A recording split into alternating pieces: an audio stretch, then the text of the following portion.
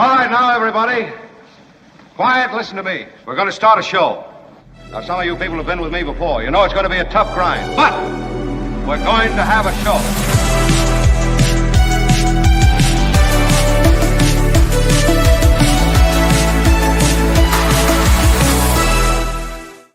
I am delighted. Oh, I know. It's so exciting, isn't it?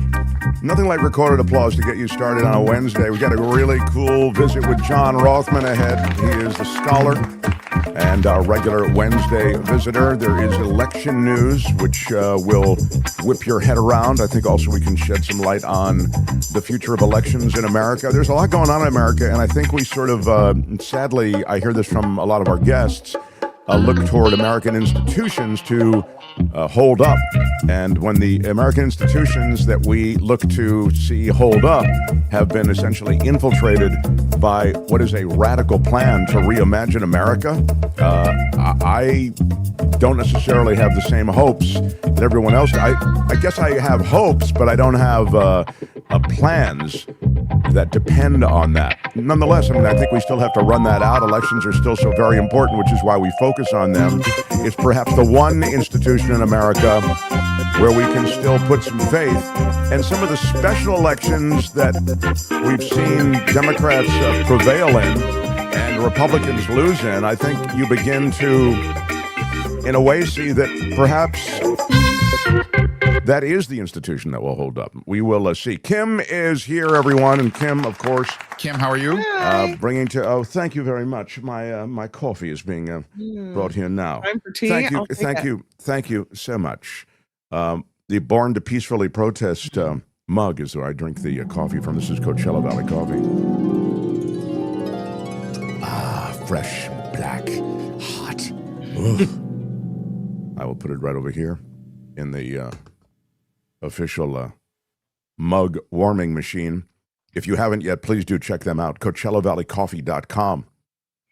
When you purchase coffee, tea, or spices there, use our discount code, MARKT. You'll get 10% off. Might be the best thing you take away from the show today.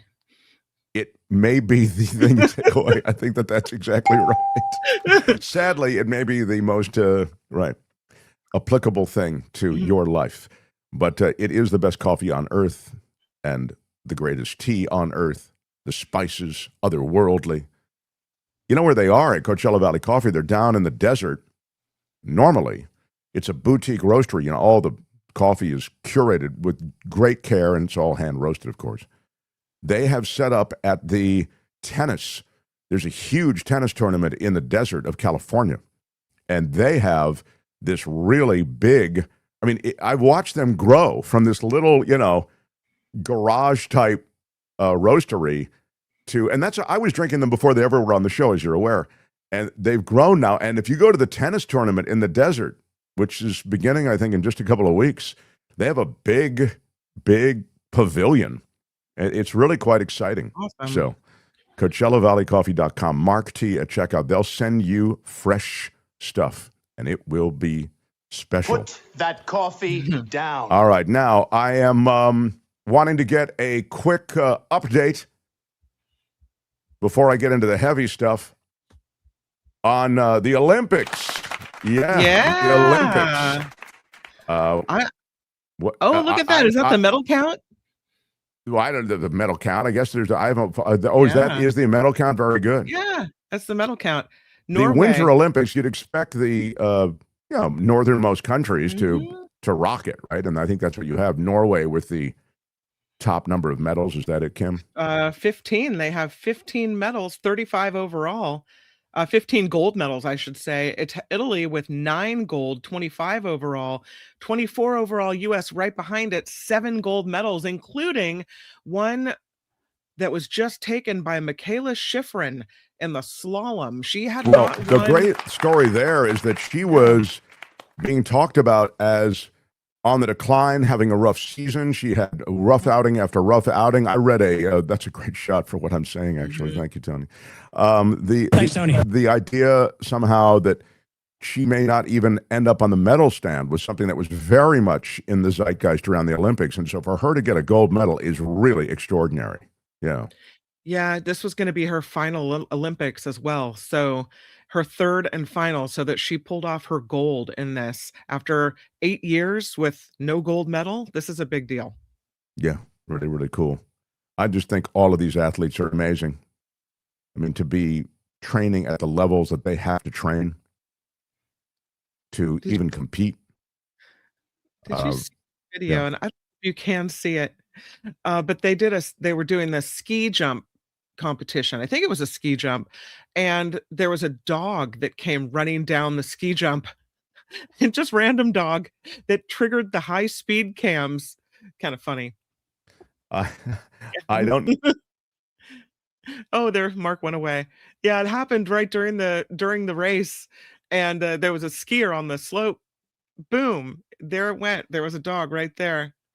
Uh, Norway's Johannes Høsflot Klæbo won his 10th Olympic gold medal. 10 Olympic gold medals. It's crazy. He's 29, does the men's cross country, and he took his fifth gold at the 2026 games. So I don't know if you're watching the Olympics. Also, Canada. Oh, there. Oh, yeah, there's the dog. You can see him there. But he was running the dog. He or she was running right down the ski jump along with the skier. Canada, the men's hockey team has survived. They have come from behind to win, to beat Czechoslovakia in men's hockey, and so they're still in it. They're very excited. You can see by the picture there. So that's good.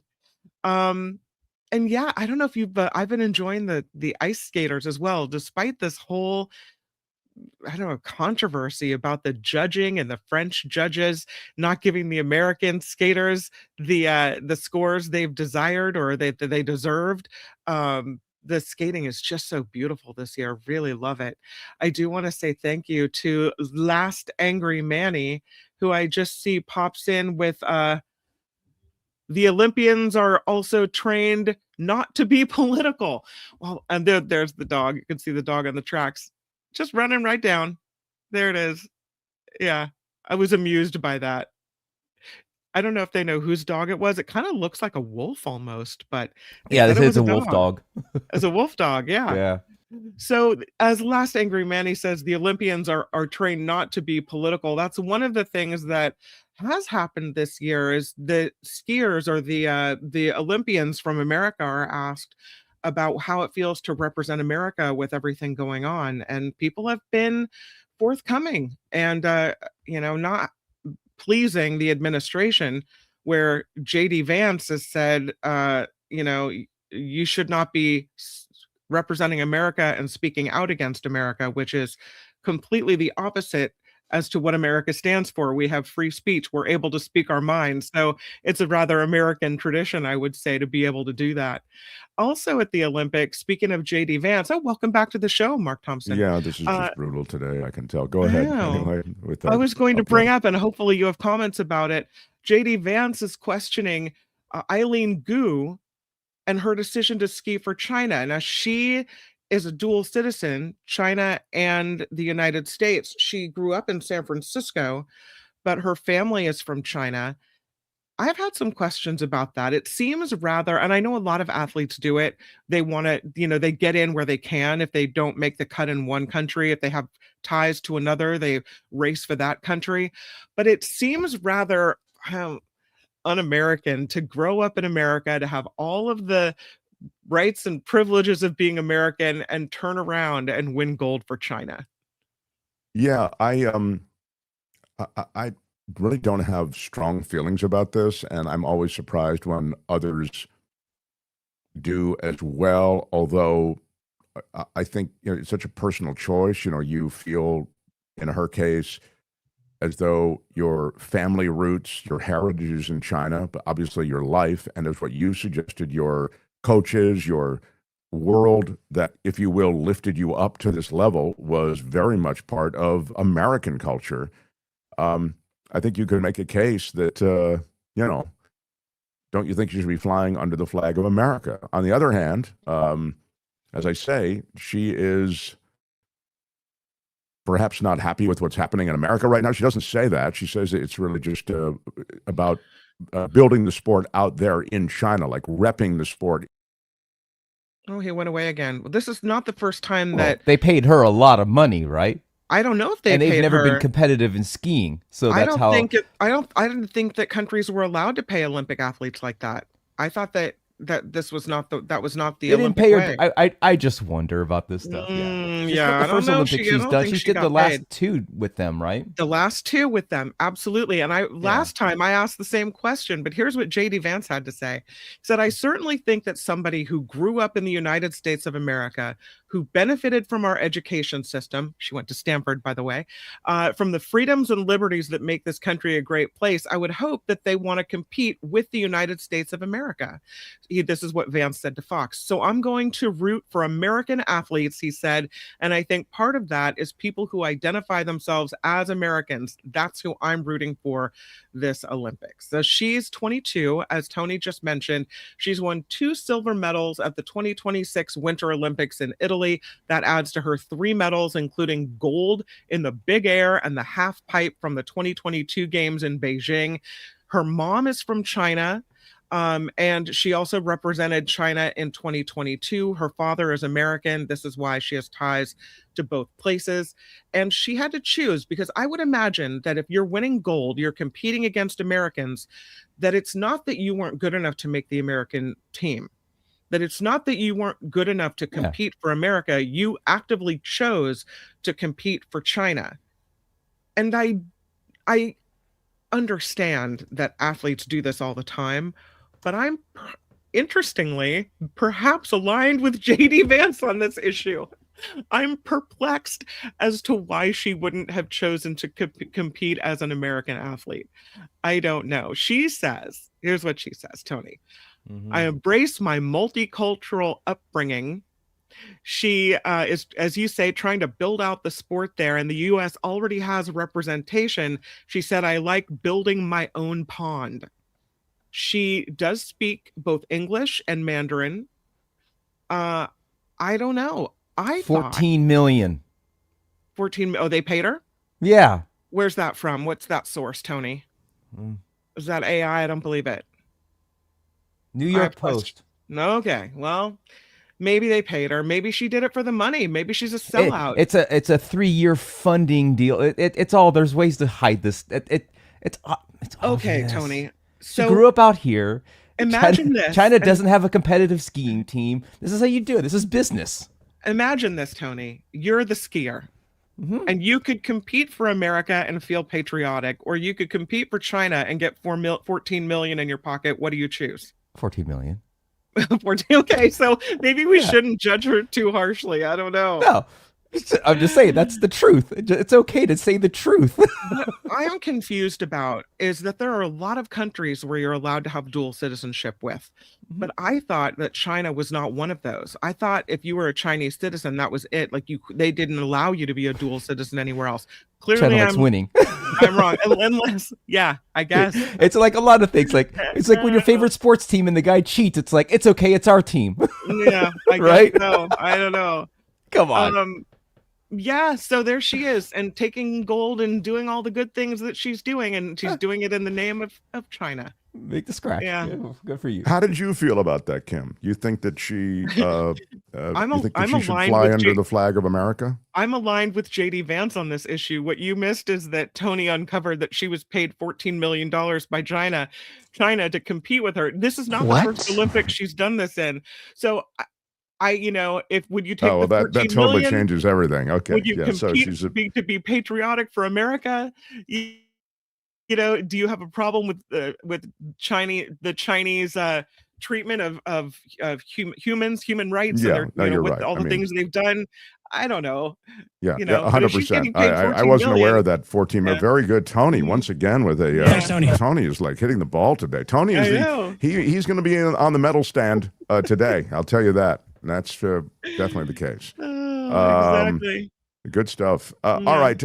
My signal today may be truly troubled. I'm going to I was going to send it back, actually, but now I'm going to have them install it, this backup which will be, it's Now hundreds you of look dollars a good. month. You look great right now. You look good and Yeah, clear. great. Yeah, Anyway. fingers They're crossed. coming out today, though, to look at it because Yeah. the upload was 0 here as I was kicked off a couple of times. So I think we'll see. Anyway, that's our problem, not yours. The Beatles were the first curling influencers. Help, says Richard Delamater. Thank you for that, Richard. Yeah, I guess I didn't realize that. Big shout out. Yeah. Wow, that's great knowledge on the Chinese/American competitor. Really, really good stuff. All right, we continue. The Mark Thompson Show. I did want to get to the fact that there is a lot going on in the way of Donald Trump and his family and ways in which they're benefiting from his presidency. I mean, he really went after it a bit in Trump season 1, the first 4 years.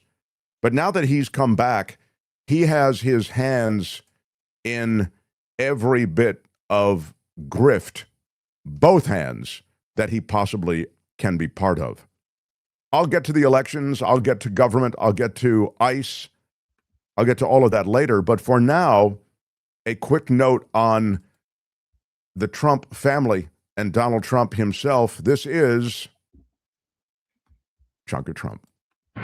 Open wide. Ready? Here comes your chunk of Trump. It's my favorite food. With your first bite, here's Mark Thompson. I have a feeling it's going to be beautiful. No, not for chunk of Trump. Really? At least we get Mark frozen. Can we just leave him like that? Probably Is that allowed?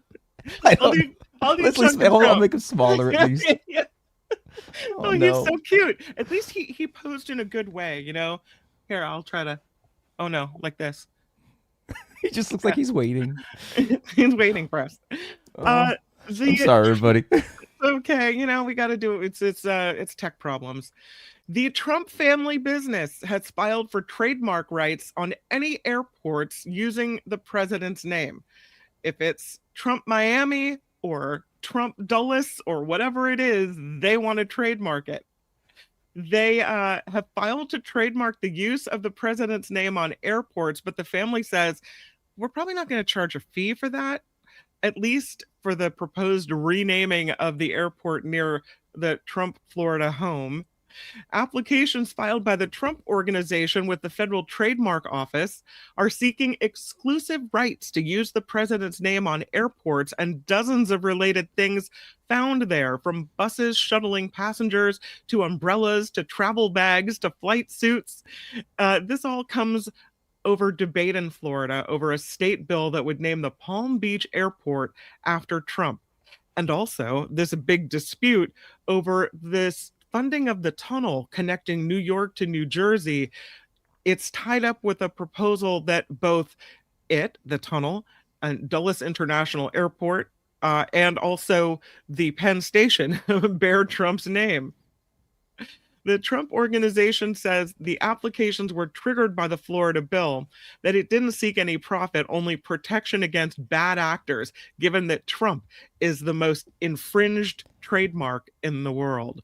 Well, I think it has a lot to do legally because there's Trump buildings and stuff like Of that. course, So you yeah. don't want market there. That's all legal No. stuff, isn't it? I don't disagree with this one. I mean, I think that if you're the guy slapping your names on buildings, you want only the buildings you want your name on to be, I mean, Or you don't want market confusion, right? It's Sure, kind of, so you exactly. don't think is that a private airport? You start getting all, no, I mean, it yeah, sucks, but but it's like Kleenex, right? exactly. I do think it's funny though that Yeah. that he puts his name on enough things that he needs to have control of it. So, Well, the we're on- idea somehow that you'd want your name, he's demanded his name on Penn Station and Dulles Airport. Mhm. In return, he'll release funds that were previously already earmarked for the biggest infrastructure project in the history of the country. I think it's a 16, you can tell me the actual number, not important. I mean, this is a massive infrastructure project, but he bigfooted it to make sure it wouldn't happen and said to Schumer privately, I'll release those funds if you'll put my name on Penn Station and Dulles Airport. And now we learn that in addition to that ridiculous demand, that it's a maniacal demand, all ego-driven, he wants money for using his name. In other words, I want the name and I won't give you the money unless you use the name. And when you use the name, I want money for you using the name. I mean, it's grift on grift. The family has said we probably won't charge people for putting his name on the airport. Just so you know. Yeah. I don't believe nobody gets a free pass with Trump. Not in Trumpville. No. And he plays it like he's the most infringed trademark in the world is what he said in the application. I'm sure you touched on that. So in any case, that's just a piece of what he's doing. He had kind of an awkward Valentine's Day response. Did you see this, everyone? I don't mean to make too much of it, but it is chunk of Trump, so we give you little stuff that's offbeat. So he was asked, it's kind of an innocuous question in one of those gaggles with media on the Air Force One ride. He was, this is right after Valentine's Day, okay? They're on the plane. And he was asked a simple question about whether he celebrated Valentine's Day with his wife, Melania. So, again... Seems like a really easy question, right? Exactly. That's what I say. It's a very simple question. And then he says, I better not tell you that. Goodbye, everybody. And he said, as he laughed, that's the toughest question. We have a movie star on the plane. Did you have any Valentine's Day plans with her? Did I what? Did you do anything for Valentine's with her? Did you give her flowers? I better not tell you that. Goodbye, everybody. That's the toughest question. No, she's very, I'm proud of the fact, our movie's so successful. It's a tremendous hit. And she does a good job. She does very consequential work. I think you're going to see in the end that she's going to go down as one of the truly great first ladies. When you see what she's doing with Russia, Ukraine, and so many of the other things she's doing, she's done a good job. She works very. Yeah, well, the answer, I guess, is he didn't do too much for Valentine's Day. Yeah, but meanwhile, the Air Force VIP fleet is being repainted in Trumpian colors. Very exciting. That is the... we really needed to spend money on that, Mark. Right. For an organization that says that they are saving the taxpayers' money, they are sure after taxpayer money in pretty much every way. The Kennedy-era paint colors on the exterior of the U.S. Air Force presidential and VIP fleet replaced now with a new design, better design, Trumpian design. The new colors will appear on planes. Sorry? Is it going to be the color of molten gold? It's going to be the color of victory is what it's going to be. The color of exactly. Like how dare you, Kim, make fun? And this will be the color that will appear not only on Air Force One, not only on the VIP fleet, but also on the Qatari jet that is being refitted for $1 billion.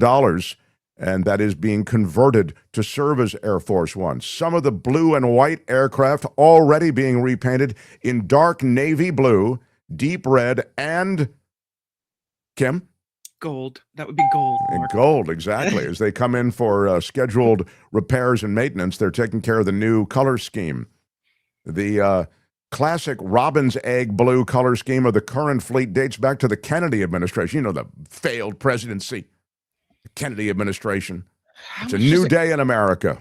How much does it cost to paint a jet? No. I bet it's a pretty penny. It's not nothing, but we can afford it with all the other money that we're saving. Think of it that way. Well, we fired enough federal employees that maybe we can take that money and paint the jet gold.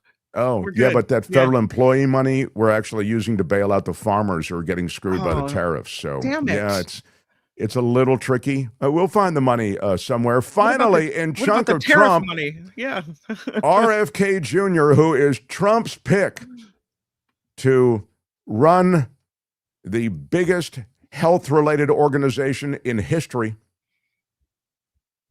Robert F. Kennedy Jr., with his Maha movement, makes another bizarre video with Kid Rock. Again, he's the Health and Human Service Secretary, 72 years old. Rock is 55. The two of them get together with a shirtless workout post. And he says on the social media platform, here goes the shirts off. No. I've teamed up with Kid Rock, he says. I've never seen anything like to it. deliver two simple messages to the American people.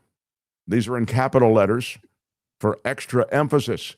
Get active and eat real food. He attached a 90-second clip titled Secretary Kennedy and Kid Rock's workout, and you can see it now if you're watching on YouTube. Tony has it. It is, again, the video opens with both guys shirtless, then it cuts to this montage of them eating, holding up the American flag, and hopping into a vintage car. I mean, it's really like a borderline music video. Think about sort of the old days of music videos. I don't know. I mean, he's not a bad-looking guy until he opens his mouth.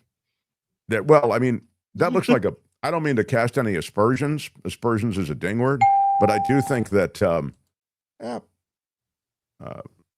might be some roids going on there. What do you think, Tony? Yeah. Don't you think it looks roid adjacent with the RFK Jr.? Maybe not roids, but it might be like testosterone stuff or something. Yeah, stuff like that. This that's actually won't kill you. Right. But I mean, again, for a guy who's pushing make America healthy again, natural foods, whatever he's saying, I mean, it looks like he may be pumping some, hormones of some kind into his body. 72. It's just the worms, Mark, okay? Yeah, could be. And the last thing I will say is that just from a pure dietary standpoint, whole milk is wildly problematic. I mean, I love that he's, on this whole milk thing, but it is, it's not anything you want a part of. It's really rough on your body, and your body's not designed really to take in that whole milk. So, he may be able to tolerate it. I don't know whether he can or not, but this unpasteurized whole milk, there's a reason pasteurization was such a big scientific breakthrough. It saved the world of many of the illnesses that came from that unpasteurized liquid that was going into your body. Getting rid of those germs and bacteria that are associated with disease are important. Peck implant, says Mobius. The body of a cocaine toilet seat liquor just doesn't appeal to me, says Rain. Well, with that, I give you the end of Chunk of Trump. That's it for this edition. Well, I really enjoyed it. But make sure to join us again next time. I think you might want to listen. There's nothing wrong with listening. For another Chunk of Trump. The Mark Thompson Show. RFK, RFK, what does it say? RFK I.D. What? RF Kid Rock Jr. I get it. Sorry. Thank you. Okay. Last Angry Manny. Thank you for that. Just a minute, Manny. We're trying to keep up with you. My screen is small. I'm all pixelated. My upload is all crushed and awful. Meanwhile, this is from Scolapa, CA guy, California guy. All right. MTS crew, thank you for keeping us informed with quality journalism. Love you guys. Love you back. Love you back. I take your love, I augment it with love of my own, and I re-deliver it to you. Ooh, That's how that works. I'll ding you for augmented. Augmented is probably a ding word. I want to get to Brother Rothmann and the fixing of elections, which may very well be in the offing. Also, Zuckerberg is on the agenda today. I'll play a little bit of, we'll delight in, I think, the way stump speeches and messaging should go, and you'll get some of it from John Ossoff, who is running for Senate again and defending a seat in, is it Georgia? Is that where it is, Rothmann? Yeah, Georgia. And also I would draw your attention to the Colbert controversy, which continues, and I will give you more on that. But right now, if you would please step with me into the partner lounge where we have one of our partners. The Mark Thompson Show. This is Mark Thompson. Smash the like button while you can with while your it's handy. iron Costs you rod. nothing. Do it with your iron rod. Do it like a boss. Smash it with your iron rod. It is true. We have a partnership that we road tested. So we road test any product that we recommend to you or any group that we recommend to you that we road tested. So for a month, Courtney and I road tested Zellman's Minty Mouth. So they claimed that their mints, which really are just mints on the outside, there's actually a special set of ingredients in the capsule that the mint is around on the inside. It's a dual action capsule, as they call it. They claimed that it could reduce bad breath, and it really does work. So for a month, we do all this stuff. Like we take it at night to see if it'll prevent morning breath, in all of the ways you take it after meals, and it really does neutralize those things in your stomach that create bad breath. So we recommend it to you, and now they are on board as partners. Tiny capsules, huge results, a powerful mint on the outside. You kind of swish it around in your mouth, and it's a really great sort of a refresher for your mouth. But the real action against bad breath takes place after you swallow the capsule. So I'll pop 3 of them at a time, swish them around in my mouth, swallow the capsule, and then the parsley seed oil, that special ingredient inside the capsule, interacts with the stuff in your stomach and prevents bad breath. Check it out. I mean, check it out for yourself. It works. Alcohol-free, keto-friendly, gluten-free. Zellman's is Z-E-L-M-I-N-S. Z-E-L-M-I-N-S. Zellmans.com. Use our discount code. You'll get 15% off. The code is MARK-T. 15% off with MARK-T at checkout. Zellmans.com. Again, MARK-T at checkout for 15% off. And breathe freshly and be welcomed by all around you. Fight bad breath together. Zellman's Minty Mouth. The Mark Thompson Show. This guy is a scholar, our former colleague from KGO Radio, lecturer, presidential historian, the brilliant John Rothmann. Hi, Mark. Hello, sir. I'm going to have to try Zellman's. I think it sounds like a great idea. And it really does work, and the guy invented it himself. We had him on, the inventor, and he was quite humble. But he said it was born of a necessity in our family, and he really did come up with the technology. And they've paid for like all these studies to make sure it really does work. And yeah, you should check it out. If Courtney says it works, I will believe. She is the more credible one of the two of us. Hey, I want to ask you about U.S. elections. I want to ask you about U.S. elections because it seems a lot of focus is on the upcoming midterm election and then beyond. We've seen Donald Trump and those who are doing the dirty work of Donald Trump, I'd say. I'm talking about the Tulsi Gabbards of the world, the Kash Patels of the world. We're seeing them move against Fulton County. Fulton County and the election officials there just had their first meeting since the raid of their offices, during which they took 700 boxes of voter tabulated material. Even voting machines were seized. Speak to where we are on this and how you see the growing encroachment of this government on the U.S. elections. I'm deeply concerned, and I make no bones about it. Donald Trump is determined to federalize elections. There is a bill that passed the House. It's got 50 votes in the Senate, but it will not be implemented. You're talking about the SAVE Act, Save right? America As Act, it's called, right? yeah. And this is appalling. It's a poll tax all over again. It's limiting the right to vote. And the only reason that they're doing it is because they're afraid of losing. And Remind everybody what a poll tax was. Yeah, in order to vote, you had to pay a poll. You had to pay a tax, rather. And it was a way of doing what? To prevent African Americans from voting in the South. And indeed, there was a literacy test as well. And all I can tell you is that what the Trump administration is doing is Jim Crow all over again. It is. These are voter suppression techniques, you're saying, that have been used through history. Okay. What do you need me for? You've got all the answers, but you're right. So this one is what, John? I mean, you can speak to some of the specifics. I mean, they want voter ID of one sort or another. They want to have no voting after the midnight deadline. I mean, it is one of the most ridiculous things, and it's not going to pass. Everybody has to understand that. And if I were the Democrats, I would make it a major issue in the upcoming election because if the Republicans don't have the votes in the House and Senate, they have the votes in the House, but they won't in the Senate, it'll be stopped cold. But let me tell you, the insidious way in which Donald Trump and the Justice Department are now proceeding in terms of this kind of action to limit voting is something that is pernicious. It has to be stopped. What I'm disturbed about more than anything else is mail-in voting. Do you understand that here in California, for instance, almost all of it's mail-in voting?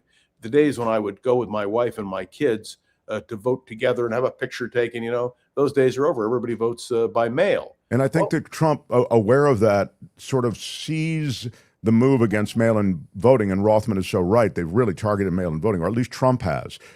He sees it as striking out against states like California. But the reality is, and you know this so well, John, that Republicans are quietly, and some of them not so quietly, defending mail-in voting. It's like, hey, dude, that's really old school. As usual, Trump is trapped in the past. Now, his own constituencies, or the GOP constituencies, they do use mail-in voting. Yes, and rightly so, as do the Democrats, as do all Americans. Most people don't go to the polls, but the simple fact is what the Republicans are trying to do and what Donald Trump and his Justice Department are trying to do, and we'll get to Pam Bondi, I know, before the end of this segment, is to limit our ability to vote. And that would be a disaster for American democracy. So my view is that this kind of voter suppression has to stop. We have to do everything we can to fight it. And thank God we will have the opportunity to vote in November and get the rascals out. Well, President Donald Trump is saying that voter ID requirements will be in place for this year's midterm elections, regardless of congressional approval. Yeah, he can issue an executive order, which is what he actually did the other day, and you can Google it. He issued an executive order on voting, but it doesn't have any binding authority. And that's the thing that also has to be challenged. This is a president who is ruled by executive order. And that, to me, is despicable, because the whole point is to have a balance of power. Congress is a co-equal branch of government. The court's a co-equal branch of government. Well, increasingly, presidents, Biden did the same thing. Obama did that. I mean, there's a flex going on in the executive. No, of course, nothing on this scale. But I'm just saying that what's happened is, I would suggest to you, respectfully, U.S. government has started to list to one side, and that's the executive branch. And since Congress is unable to really do much in this hyper-partisan environment, I'm not just this one today, but the one that preceded this administration as well, the chief executive, the president, relies on executive orders to get stuff done that is agenda-related. And we have to fight it with everything we have. It was one thing when President Eisenhower issued an executive order in relation to integrating Little Rock schools, which he did by invoking the Insurrection Act. But what Donald Trump is doing is appalling. It is anti-democratic, small d. And so, all we can do is raise our voices and be assured that the machinery of the Democratic Party, legally, they're investing a lot of money in these kinds of challenges, and we can only hope that they succeed. But more important, that in November, in a free and fair election, the American people return control of the House of Representatives to the Democrats. And I believe there's even a shot in the United States Senate. So, and we're watching. More and more people are share your view. There will be voter ID. Let me just read his post. There will be voter ID for the midterm elections, whether approved by Congress or not. And he said that he searched the depths of legal arguments on the issue. I don't believe he's not searched the depths of any issue ever in his life, and will be presenting an irrefutable argument, a legal argument, quote, in the near future.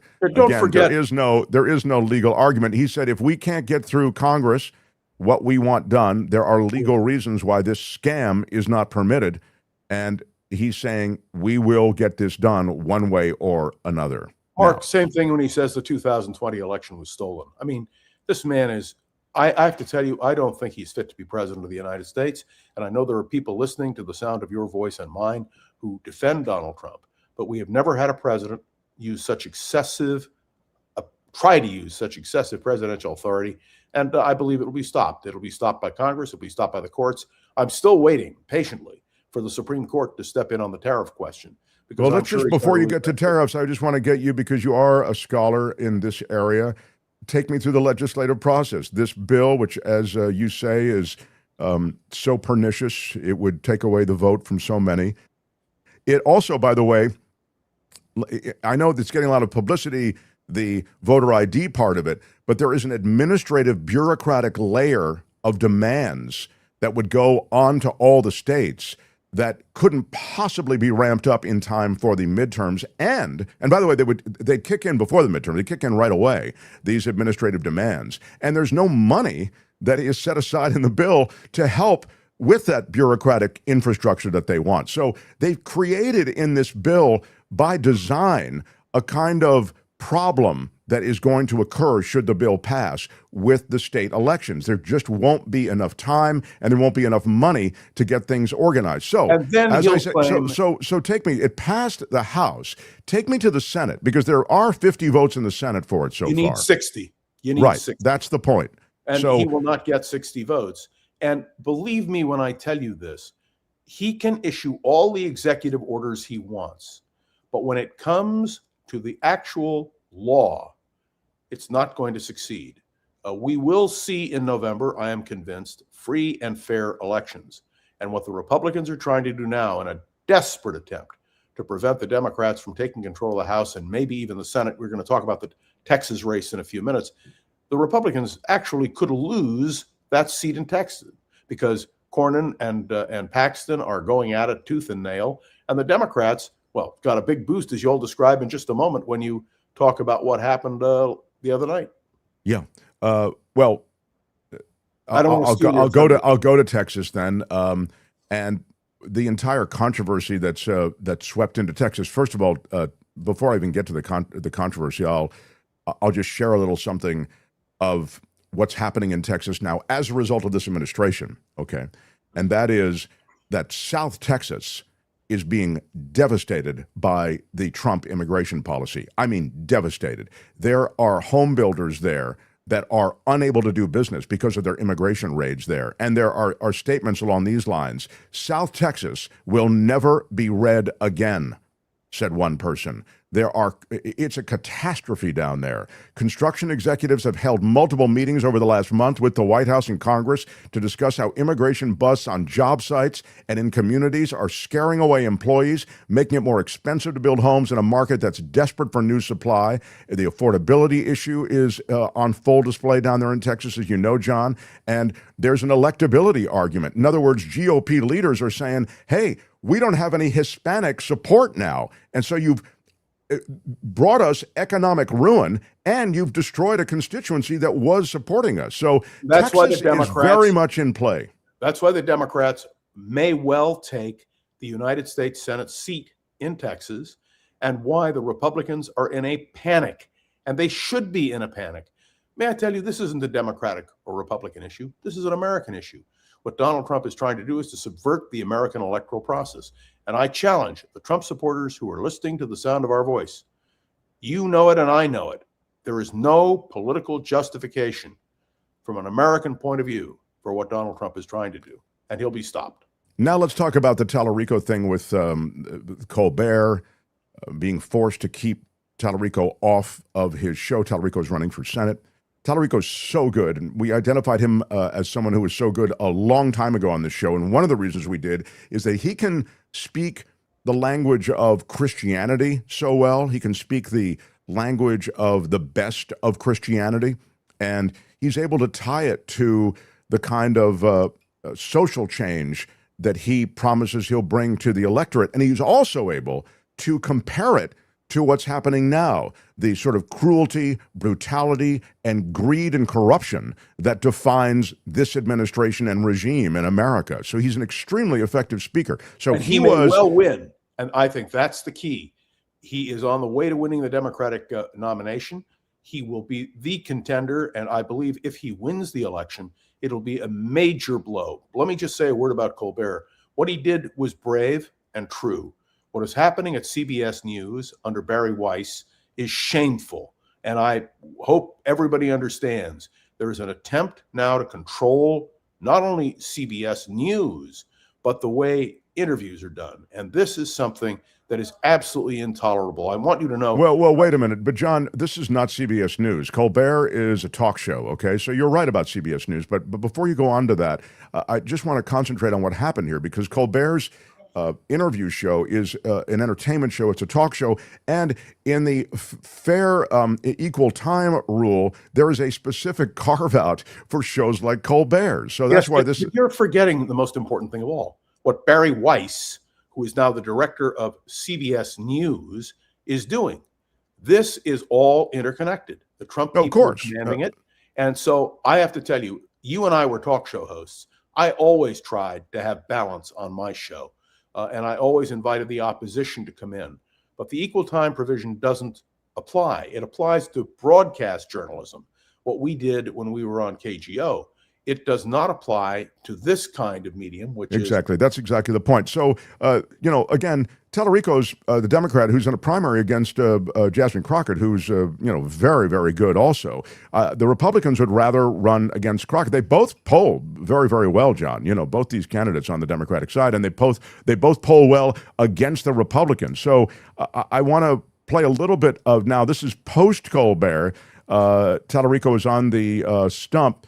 And again, this is just a little bit of him greeting a crowd post interview with Colbert. And I think that interview has been seen by 4 million people now, even though it went up to YouTube instead of being broadcast on CBS. Go ahead, Tony. Last night, I filmed an interview with Stephen Colbert on The Late Show. And as you probably know by now, Trump's FCC colluded with corporate media executives at CBS to keep that interview off the air. But I think it's safe to say that their plan backfired.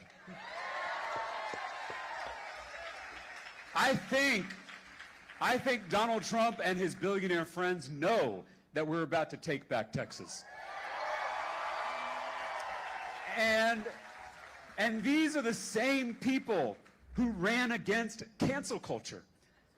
And now they're trying to control what we watch, what we say, what we read.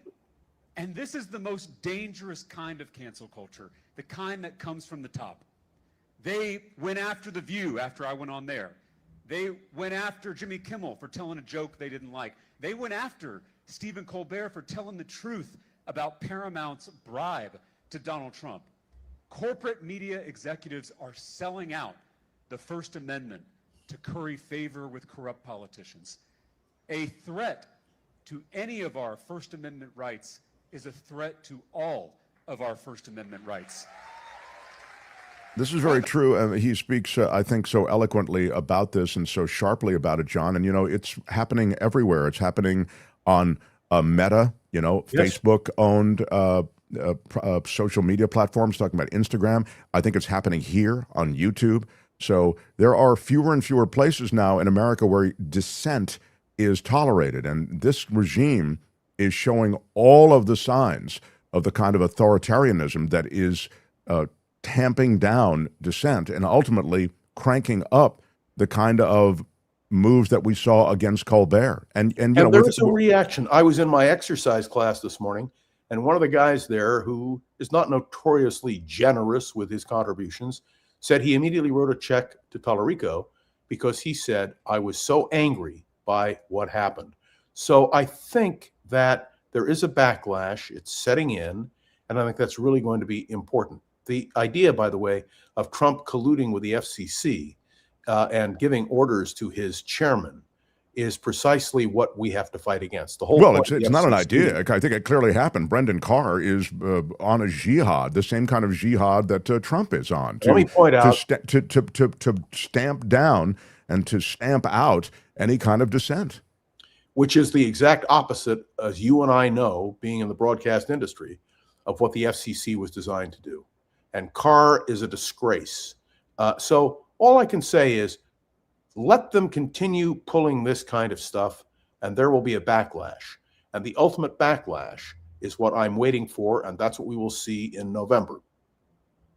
I want to ask you about Iran in a moment, but before I do, I want to talk about Epstein. Now, Epstein's billionaire connection that really launched him, this Lex Wexner, he is testifying before Congress about the ties to Epstein. And the first go-around with the Attorney General speaking about the ties to Epstein was pretty clearly all evasion, right? She evaded every Pam question. Bondi. Let's be clear. Let's call her what she is, Pam Bondi. Yeah, well, you can play a little bit of basically what she had was a burn book. She had insults preloaded for each and every questioner that was likely to be an adversary. But beyond that, she was hyping Donald Trump in almost a comical way. It felt like a sketch or something. Every question, she just kept defaulting to President Trump is the greatest president. Here she is with Zoe Lofgren. Check it out. So I think the credibility of the department in terms of complying with the act has been damaged. May I answer? Attorney General can respond. I find it interesting that she keeps going after President Trump, the greatest president in American history. And if they could maintain their composure, this isn't a circus, this is a hearing. Please. Yeah, she posted nothing. This is the thing. It just goes to President Trump is the greatest president in American history. The Dow has shattered 50,000 right. for the first time. This is crazy. She kept going to the Dow thing, John. It was really almost embarrassing. The Dow right now is over.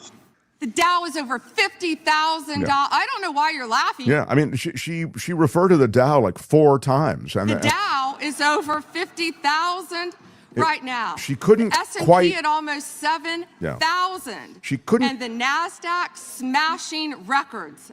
Couldn't quite land, stick the landing with her stuff, John. It seemed almost like watching a junior high kid who'd just been given some notes, try to work these notes into whatever prepared speech they had.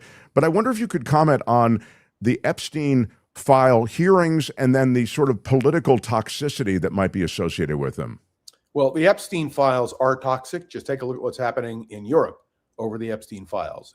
One domino falling after another. The fact that Donald Trump has not yet had to answer questions is a tough one, because I believe that just as Bill and Hillary Clinton will testify shortly, Donald Trump should be compelled to testify shortly. No one is accusing him of sexual impropriety. There are allusions to things, but the important element here is he was a friend of Epstein's. They were close friends for a decade, and it's very clear they were close friends. Now, is guilt by association enough? Well, depends who you talk to. But the simple truth is, this administration has obstructed the Epstein file release, has done everything it can to protect Donald Trump, and that is, frankly, real guilt by association. Well, you're seeing very powerful people, John, going down. As you said, they're going down quickly in their professional lives and their political lives, in England, Wexner. in this country as well. I mean, as you're well aware. Look at Wexner. Wexner's a great philanthropist. He's done great things over the years. I've met the Wexner family on numerous occasions. And what is happening now is really a tribute to Pam Bondi's incompetence as Attorney General of the United States. And I want to remind everyone, all the files could have been released immediately without bipartisan congressional action if the President of the United States had so ordered. There is something rotten in this whole process, and eventually, I hope we will know the truth. I mean, I don't know. I agree that she's incompetent, but she's been clear-headed about trying to cover for Trump. And of course, this is really what the entire administration is dedicated to. But what is happening with the release of the Epstein files is you're seeing that Steve Bannon was all over Epstein like a bad smell too. And you saw the connections between Epstein and so many who were ready to help him out, Lutnick among them, who said, "Oh, I never wanted to point out a powerful member of the Trump cabinet who has been proven to have lied about his connection with Epstein." And all these things are true. You know what is very disturbing to me? When there is so much material showing the corruption that is part of this administration, it's too much for people to cover. It's almost overwhelming. It is overwhelming, not almost. It is overwhelming. So my answer to you is that this is just a tip of the iceberg. Clearly, the Trump administration and Donald Trump are trying to cover things up. Eventually, it will come out. And that, by the way, is hurting him tremendously now as we approach the midterm elections. He may not be on the ballot, but the chief of staff to the president of the United States has said she wants people to really put Trump on the ballot. Vote for Republicans because you support Trump. They're not going to get that kind of response. And I think that's a good thing for America. Yeah, he at some point, as you said, sort of maybe that toxicity, that stink gets onto him. It's on him. Yeah. It is amazing, though, that the information that comes out of the Epstein files that has made it across the ocean to Europe has brought down so many powerful men, even those who are adjacent to it, you know. And yet in this country, no longer a prince. In this Look country, what happened that to Prince Andrew's wife, who is now losing her charities because of all of this. And but in this country, the head of state has not paid a price yet. It wouldn't seem. I want to ask you about Iran.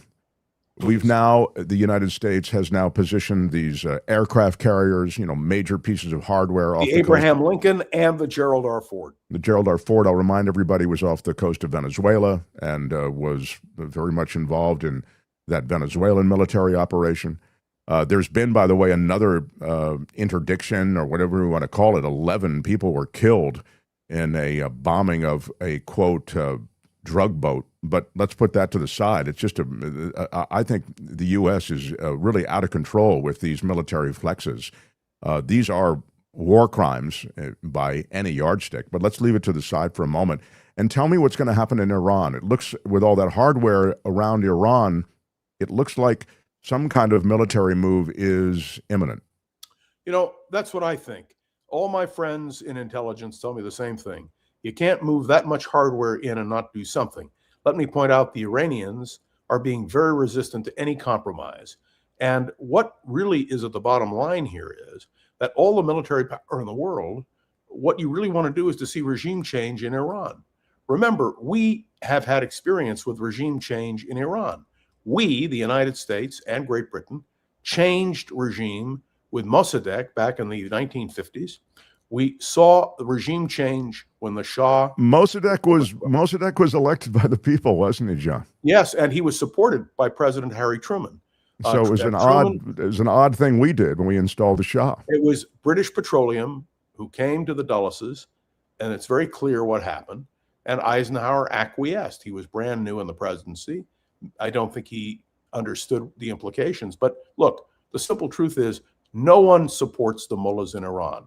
The people of Iran don't support the mullahs. The problem is, what do you do to replace the mullahs? And let me say a word about and who's in the wings waiting. It's an odd thing you'd mentioned the Reza Pahlavi. Yeah. And let me explain that I interviewed him twice on KGO. Once when a book came out, and once when I just was interested in talking to him. Now they're saying, well, he could be the interim head of government. And that's what he's saying. He's saying, look, there needs to be regime change. I'm willing to be that interim person. I don't know if the Shah is acceptable or not, but I can tell you, or the Shah to be, but I can tell you that there is no doubt in my mind that if there were a free, fair election in Iran, the mullahs would be out in a minute. But remember what has happened. The Revolutionary Guard, which really is the army that keeps the mullahs in power, is completely loyal to them. And it will be a very interesting thing to see what happens if America intervenes. What does that mean for the future of Iran? And I talked to a very good friend of mine who calls himself a Persian. If somebody says they're a Persian, they don't support the mullahs. And his answer was, you understand, John, there will be a reflex reaction if America attacks Iran.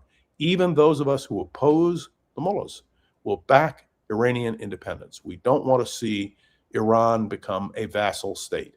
So this is another, like Venezuela. Let me just point out the similarity. Right, exactly. The difference is that Venezuela had no army, no ability to resist. Iran does. And they produce missiles which have the ability to hit targets. They've demonstrated that. So well, wouldn't an American attack on Iran be greeted with an attack on Israel? You know, it's very possible that would happen, and the Israelis are geared up for that. The Israelis, so those missiles you're talking about, I'm just saying, wouldn't they be trained on Israel? They might be, but you know where else they're going to be trained? On bases in the Middle East that have American forces present. And remember, there in Qatar, for instance, we have a large American military presence. That's a hop, skip, and a jump from the Iranian missile sites. So there's a lot going on here, a lot of pieces in play. May I quickly point out to you that we not only confront this problem with Iran, we confront a problem with Ukraine. And I want to make this very clear because I'm very distressed by what's happening. While talks are going on in Geneva, what is happening is that the Russians are attacking Ukraine, Kyiv, and other major areas. They're devastating them with drone attacks and missile attacks. So one of the things that we're doing now is juggling a two-front potential war in which we would be directly engaged. And so I point this out because what you have now are Steve Witkoff, who is handling negotiations, along with Jared Kushner, neither one of whom, in my mind, have much credibility, handling all of this. And where is Marco Rubio? I want to tell you, Marco Rubio was at the security conference in Munich. And did you hear what came out of that? The idea from the Europeans that they can't trust America anymore, that there is going to be a new order in the world. You all must understand that the reason there has been whatever stability there has been is because of NATO.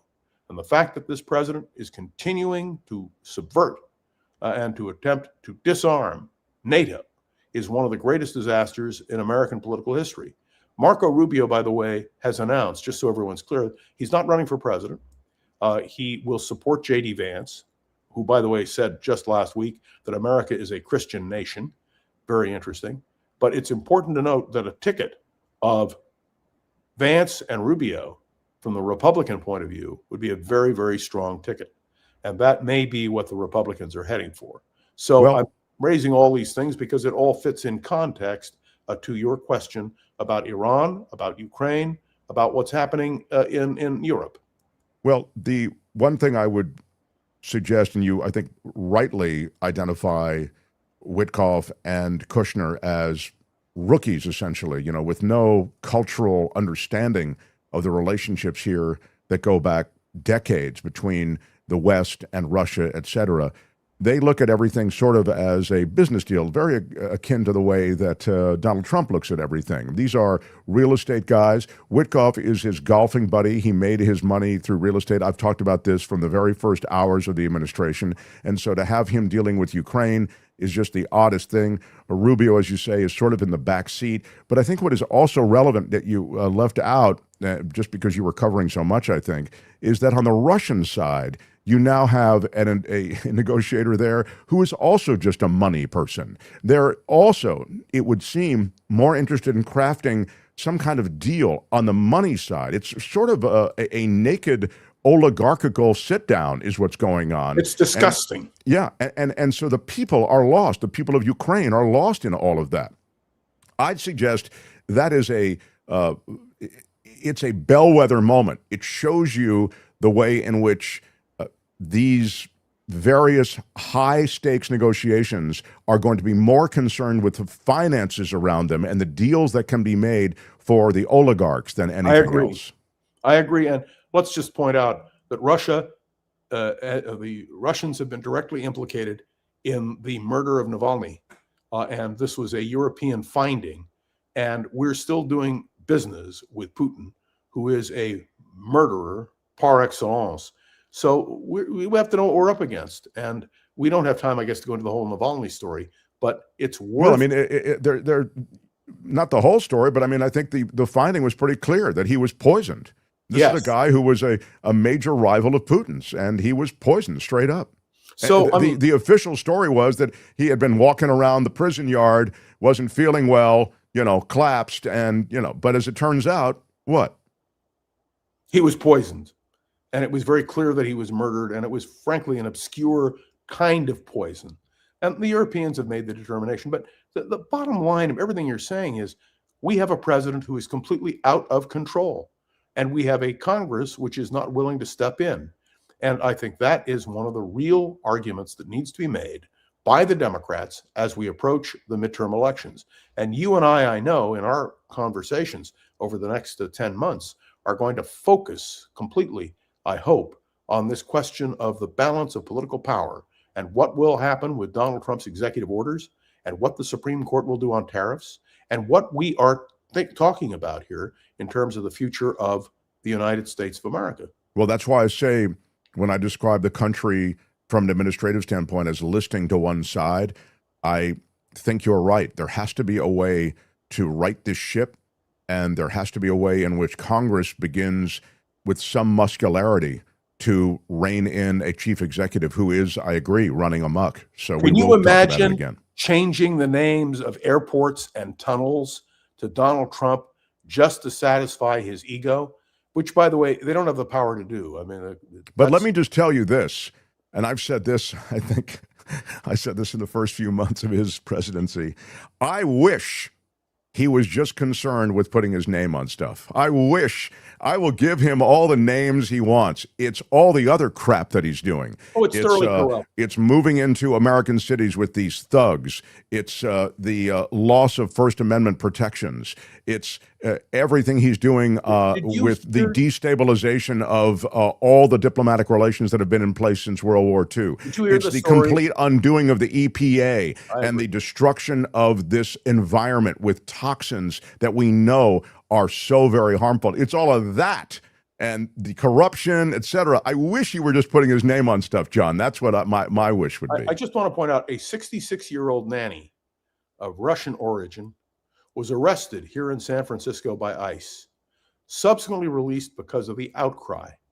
But the fact that these abuses of power are taking place in the United States of America are very disturbing. When Abe Ribicoff, Senator Ribicoff, spoke at the Democratic National Convention in 1968 about Gestapo tactics in the streets of Chicago, who knew that all these years later, we would be talking about, and I'm going to be very blunt with you, Gestapo tactics being used in the streets of America now by ICE.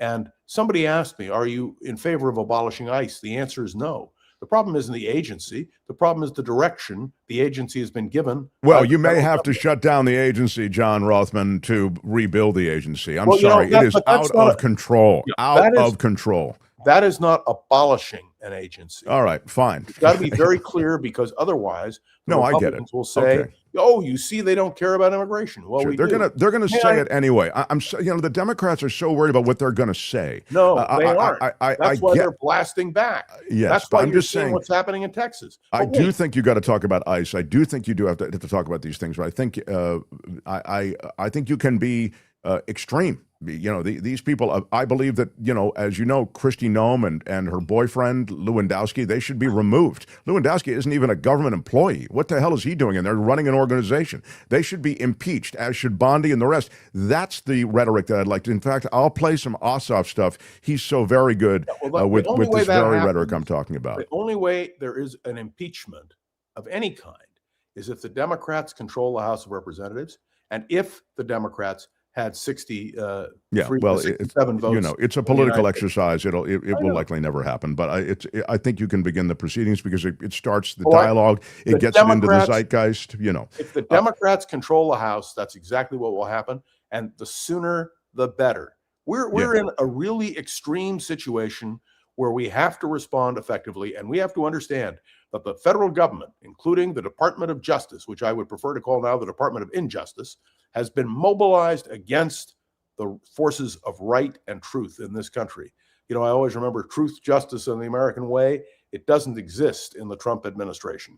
Well, you remember truth, justice, and the American way because it was about who? Superman. Absolutely. Superman. Where is Superman? I'm asking you. Superman. I don't know, but you look Tony told me before the show started that there is no real Superman. Imagine this. Getting this news like this. You look more at my advanced age, just learning now that there's no Superman. Rothmann, wait. You appreciate the fact that you look like Lex Luthor. Come to think of it, I just realized this. I was Rothmann, say, you look more like Clark Kent than I do. And remember, Clark Kent was also a journalist. And so that's right. Shows that you put on every single day, which deserve the support of all of our listeners. Now I feel bad for interrupting you. I'm complaining right now I know Kim corrected you on the question of how much money was being paid. I think it was Kim was at 15 million. I'm now telling you up front, you don't have to pay me 15 million. I'm urging everybody to support the Mark Thompson program because it's the right thing to do. Wow. Big shout out. Big shout out to John Rothmann. Find Rothmann on his own podcast, the daily podcast of Rothmann. Get your dose. It's called Around the Political World with John Rothmann. It's wherever better podcasts are found. He's also on thevoicesf.org, thevoicesf.org. Thank you, Rothmann. Stay in touch. We'll see you next Wednesday. Yes, I'm very unhappy with everything I've heard today on your show.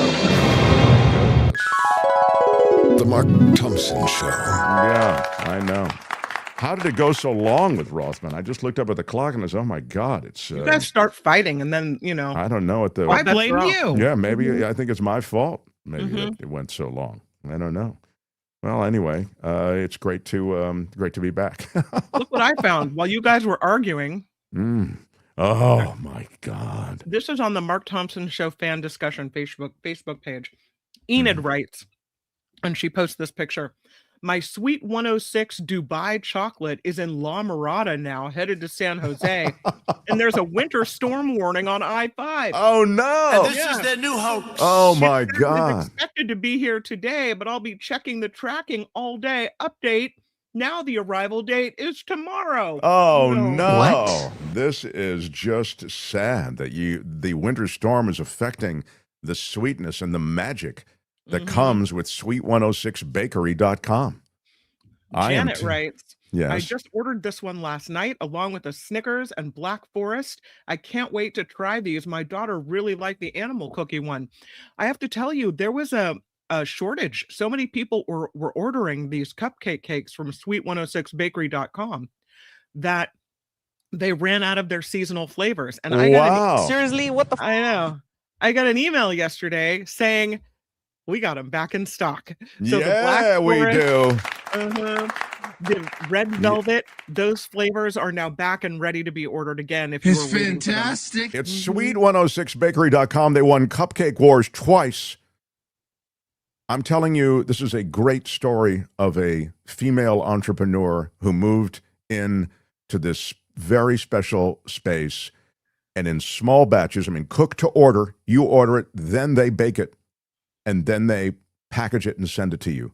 And it's so delicious. Sweet 106 Bakery. And for those just listening, it's SUITE, like a suite of rooms. Sweet106bakery.com. Use our discount code MARKT. You'll get 15% off at checkout. Sweet106bakery.com. Now, there's all this stuff, but to me, the layered cupcake cakes, I am sorry, that is like a religious experience. Yes. Oh, hallelujah. Cupcake cakes. Yeah, I'm telling you, you must. I do hug and kiss people casually. When I get going on my layered cupcake cakes, I do hug and kiss the contents. I'm a big, I get a spoon and I just start eating. And it's, I try to pace myself, but it's very difficult. Sweet106bakery.com. Again, our discount code MARKT for 15% off. Great partners. Love having them on the show and excited for you to try them. Sweet106bakery.com. The Mark Thompson Show. Yeah, gosh, you got me. It's so late.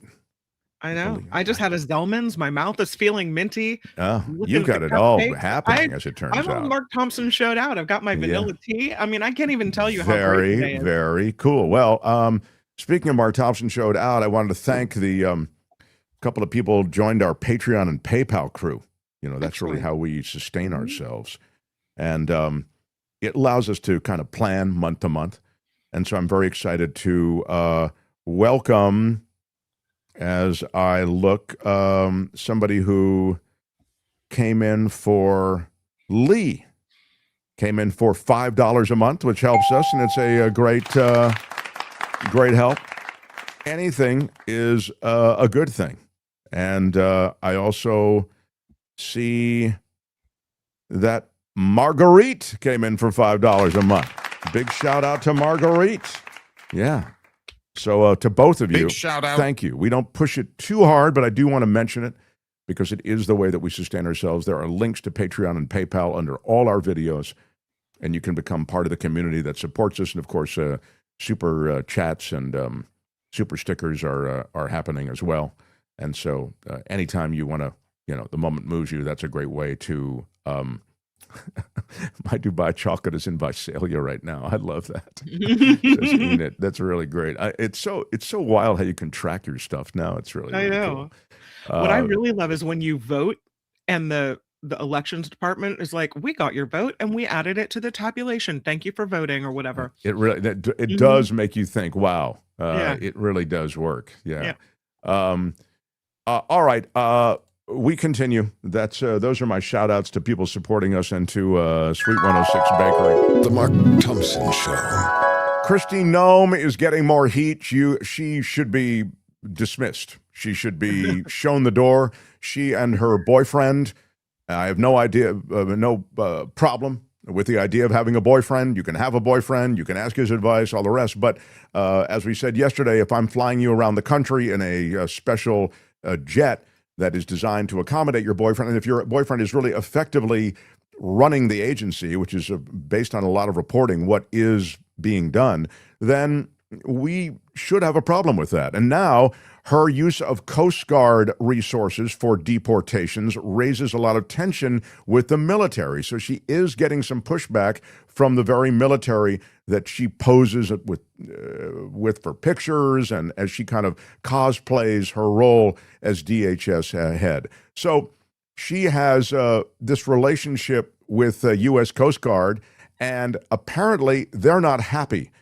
The only branch of the U.S. military that is overseen by DHS, those relations are strained because she wanted to shift a lot of Coast Guard resources to her world of ICE, even though those resources were being used at the time in a search and rescue mission to find a missing service member. So you can imagine this is kind of wild when you come forward and go, yeah, I want you to help me out instead of looking for your missing service member. So again, she joined them on operations and visited their ships, posed for pictures, but senior officials are seeing that her approach is taking away from the Coast Guard's traditional missions, and now there is a tension between the Coast Guard and Noem, at least at the highest levels. She's seen a tenfold increase under her leadership in the use of the Coast Guard's aircraft for immigrant deportations. That is something that a lot of Congress people have had a problem with. They have data that's compiled by ICE Flight Monitor, which is a nonprofit group that tracks deportation flights. And it's noted that Coast Guard aircraft are being used, again, 10x what they used to be used for immigrant deportations. It puts so much stress on the wing, said one Coast Guard official, referring to the aviation branch of the Coast Guard. Her focus on meeting the Trump administration's deportation quotas appears to further impact Coast Guard operations in the coming months because, according to new guidance issued to the Coast Guard, based on DHS priorities, the air station, which is in Sacramento, the air station is among those responsible for a majority of deportation flights. And they are now to designate their first priority to be the transport of detained immigrants on their C-27 aircraft. The new order is apparently to clash with existing core mission precepts that the Coast Guard had. The search and rescue operations were really their primary goal, their top priority. But now search and rescue is to be moved to a lower priority because, again, of the edict issued by Kristi Noem. So Noem's priorities and senior Coast Guard officials' priorities are not the same priorities. And this leads them potentially on something of a collision course. Again, the whole thing started when this 23-year-old Coast Guardsman went overboard of the vessel that they were on, and that was in the Pacific Ocean. And this is right before Kristi Noem was confirmed. And then after her confirmation, she took all these ships and aircraft that surged to the Pacific to find this guardsman, and began to use some of those resources for her work in flying detained immigrants. So this is an ongoing issue. I just mentioned it's the latest issue with Kristi Noem, and it continues to be something of a problem for her and maybe a tension point. And we'll see how it all shakes out. As you know, she has taken a step back from the spotlight, and that's largely because much of what's being done in her name and in the name of ICE is not popular with the American people. It's not popular politically, and the stink of it is even getting on Trump. He's said, boy, some of that stuff doesn't look good, which for him is it's a major step back. So the other move that is, I think, really scary is what Homeland Security wants social media sites to do. And I think social media is all too willing to participate in a government crackdown on dissent. The Department of Homeland Security expanding efforts to identify Americans who oppose ICE. They are sending tech companies legal requests for the names, email addresses, telephone numbers, and other identifying data behind social media accounts that track or criticize ICE. Google, Reddit, Discord, Meta, which is Facebook and Instagram, right? They've received hundreds of administrative subpoenas from DHS, and Google, Meta, and Reddit complied with some of those requests. The department has asked in those subpoenas for identifying details of accounts that do not have a real person's name attached and that have criticized ICE or pointed to the locations of ICE agents. The tech companies, of course, they're privately owned. They can choose whether or not to provide the information, or at least they're privately private in as much as they may be public companies, but they have no connection to government necessarily. In other words, they can decide on their own. It's not up to the government as to whether or not to release information. But we're seeing more and more that agencies like Meta, or companies like Meta, are succumbing to any request. In fact, they're sort of pre-censoring. I'd suggest that the Colbert thing was pre-censorship. You know, they were stepping up saying to the FCC, look, we're going to get rid of this for you. We're going to get rid of this problem. We're going to tell Colbert not to run that interview. That's what's happening. You've seen it at ABC. I mean, these used to be sort of hugely strong media companies from the standpoint of where their news divisions sat. They are legacy media companies with great strength, cultural strength, financial strength. Well, now you see them just as another asset that's being manipulated by monstrous media companies that have other interests at hand. This is one of those, Tony's showing you now. An app where you can report ICE activity. Yeah. Right. So this is all of a kind.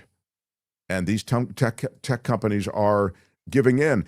I would, was there a Zuckerberg thing I sent you, Tony? Yeah, here it is. Thank you. Zuckerberg and Meta's relationship to Trump since 2024. Look how Zuckerberg was anxious to jump into bed with Donald Trump in every way because they need the support of this regime, the Trump regime. Zuckerberg's visited Mar-a-Lago in November of 2024 after Trump's victory. Again, they weren't the only ones. Meta relaxed its speech policies after that visit. That is, speech policies that were designed to not allow some of the extreme right-wing hate speech onto their platform.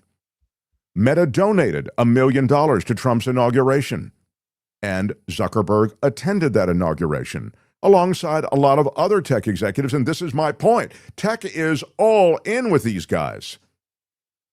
And then Meta donated to Trump's ballroom project.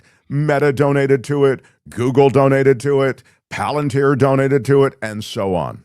The grift that is this administration in every way is something that these tech bros are part of. And so now back to the request to release information, personal information, email addresses,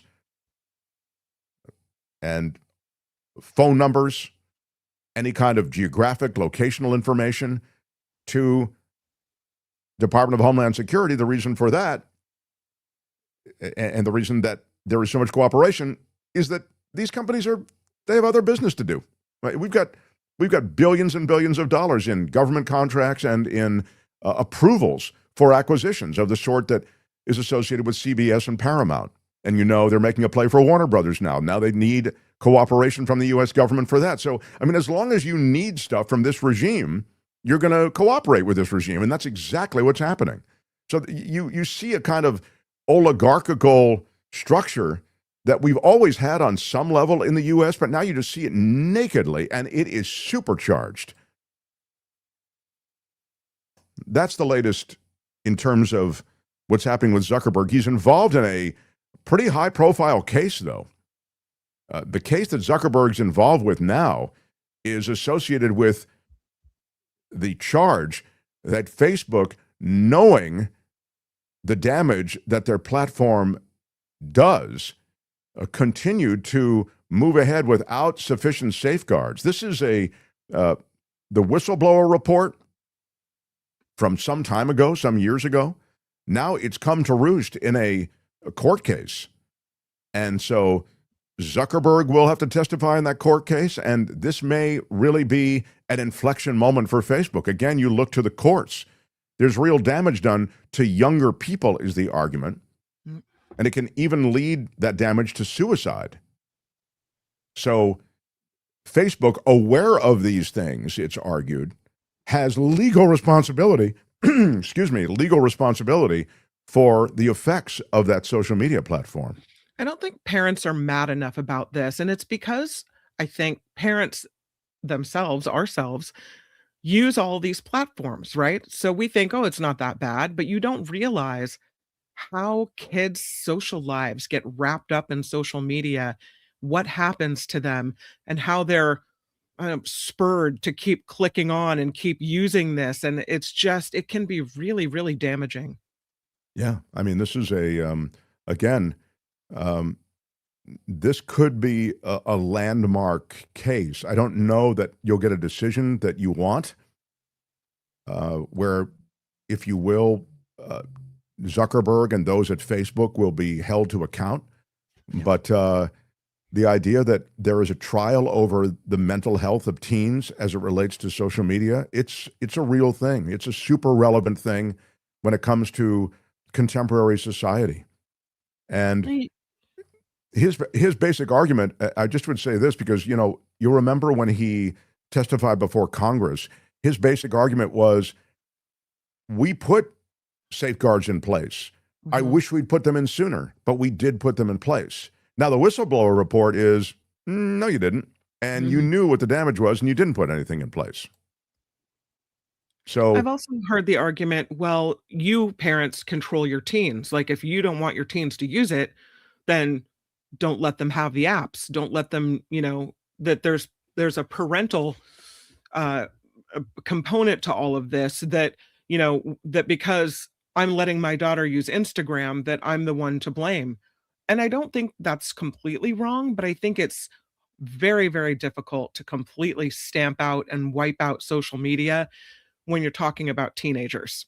I'd say the ubiquity of social media is such that you just can't control it if you're a parent. There's just no way that you're going to know all the time that your kid is connecting with these things. But you're right. I mean, he's sort of farming out some of that blame to parents as well. He said, I always wish that we could have gotten there sooner in terms of improving identifying underage users. He also said some users lie about their age when joining Instagram, and that the company, removes those that it identifies as underage. And the plaintiff's lawyer said, you expect a 9-year-old to read all of the fine print? That's your basis for swearing under oath that children under 13 are not allowed on your platform? Again, this is the first time that Zuckerberg has addressed these concerns about child safety in front of a jury anyway, right? Mm-hmm. He did it in front of Congress, but this is a big deal. And again, this 20-year-old woman said that her compulsive use of YouTube and Instagram worsened her depression and suicidal thoughts. And this is about a group of about 20 cases designed to be test cases to get a jury's reaction. So once again, you'll get TikTok, you'll get Snap, and you'll get all of these media companies showing up. And as I say, this may be a bellwether case, depending on how this goes. You'll see whether or not this carries through, but it is super relevant to contemporary culture, I remember, actually, I don't have to imagine, I remember how people talked about TV when it, was the thing that, everybody's in front of the boob tube, it's hurting my kids' education, you realize that was kind of the social media of its time, of the boomers who are so much a part of our community. That's so very true. But I really feel as though this is far more pernicious. It's far more invasive. It's far more complete in its invasion of the psyche than television. First of all, let me tell you something else from Boomerland. There was a long time when you're a kid, you couldn't record anything. Okay, it had to be on at that moment. Okay, that's how in the old days. All right, we always dreamt there would be a time when you always heard about there'll be time shift viewing, and eventually there was. But I guess what I'm getting at is you're still, in a way, having a more contained universe. What's happened is it's evolved into a far more tailored vision of entertainment and connection. And so now you curate the kind of society you want online. You do it through Instagram, you do it through Facebook, you do it through Reddit, you do it through Discord, you do it through a bunch of sites that Tony knows about that I don't, like some gamer site where you guys are all talking about, I don't know, whatever hot game you guys play. What is the hot game you play, Tony? What is it? World of War? What was the? Sorry, that was been dead for a while. Yeah, but no, I guess Fortnite's still huge, but it depends on what you're doing. Like I said, it's the first person shooters and all those things. Yeah, and exactly. Those are Thanks, Tony. Keep going, and yeah. So my point is simply that curation that you do is so specific. That you end up with your friends, you end up with your bullies, you end up with all the ways in which there can be a kind of FOMO going on and an elusive, I'd say it's an illusory vision of what really is going on with other kids, And I would say, remember, kids are the ones who, like, when your VCR was flashing, like, the kids had to program it. The kids will get around any safeguard. Like, was it in Australia? You could put a picture of a dog and get past the stuff. So, yeah, exactly. You're not going to win. I think the new Discord is going to have a new, like, ID check, and it's like everyone's already like, we're going to start another platform. Bye. Yeah, exactly. Good luck. I mean, they'll get burner phones. You can't win. They'll find another way. That's such a great point. They'll find another way. They'll beat you to it first. but it's still and that's why this is important, because this trial, you can say, well, Facebook is so a week ago. It's all boomers. It's an older platform, maybe, but more to the point, whatever happens at this trial begins to establish law about how these social media companies interact with their users. And that law can be applied to fill in the blank social media company that is coming up, the next platform. In other words, if you hold them responsible here, you will hold them responsible there. And that's why it's particularly instructive and super relevant, this court case. So we watch it for you, and it's ongoing. So There you have it. That's the word on the Facebook case. So, The Mark Thompson Show. Pretty wild, this Zorro Ranch of Jeffrey Epstein.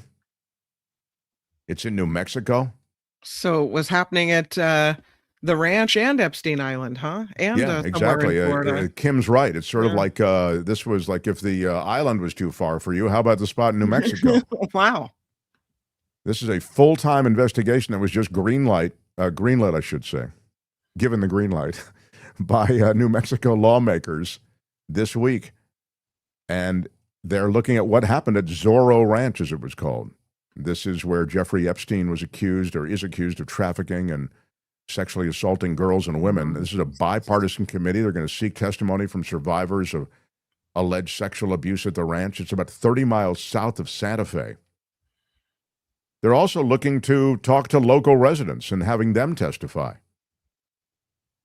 The Truth Commission, as it's called, 4 lawmakers seeking to identify ranch guests and state officials who may have known what was going on at this 7,600-acre property or even taken part in the alleged sexual abuse in this hacienda-style mansion. There were guest houses there. I mean, this is a sprawling kind of, think Epstein Island sort of spot. Tony's got it up there now if you're watching on YouTube. The files talk about ties between Epstein and 2 former Democratic governors and the Attorney General of New Mexico. So, again, this legislation just passed New Mexico's House of Representatives by a unanimous vote. It could pose risks politically, maybe even beyond politically, to any additional politicians linked to Epstein.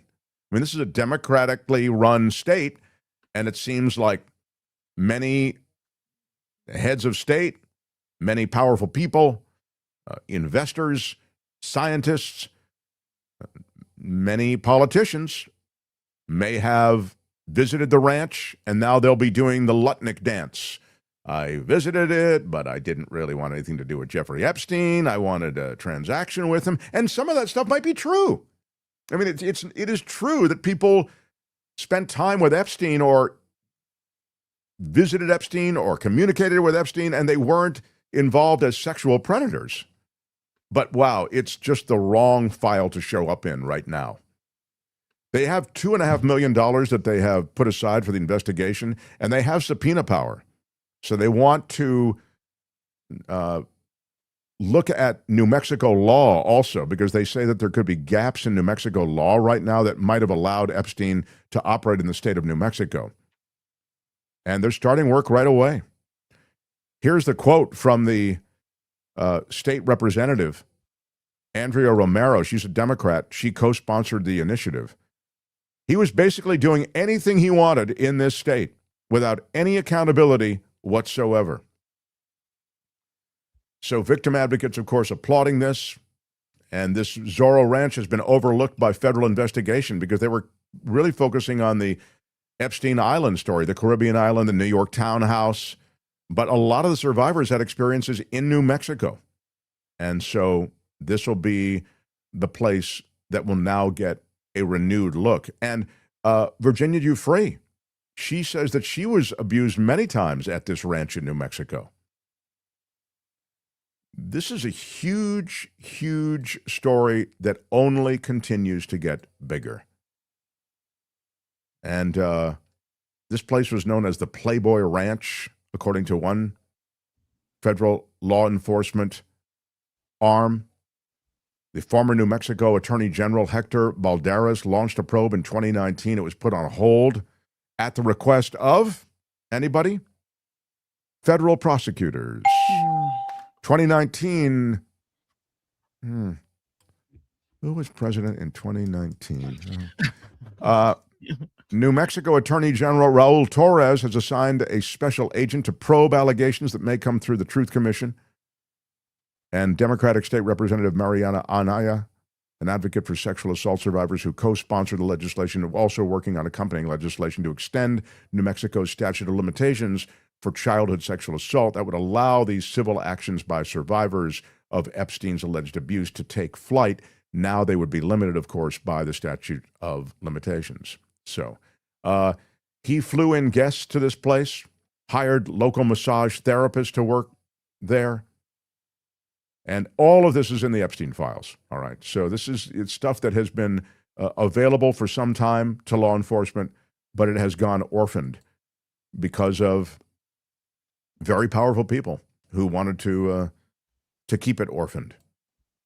The LA mayor is saying that Casey Wasserman should step down as Olympics chair over the Epstein ties. Absolutely, he should. Yes. The issue has been pretty much a front burner item in LA. He had emails with Epstein that are pretty gross, right, Kim? Yeah.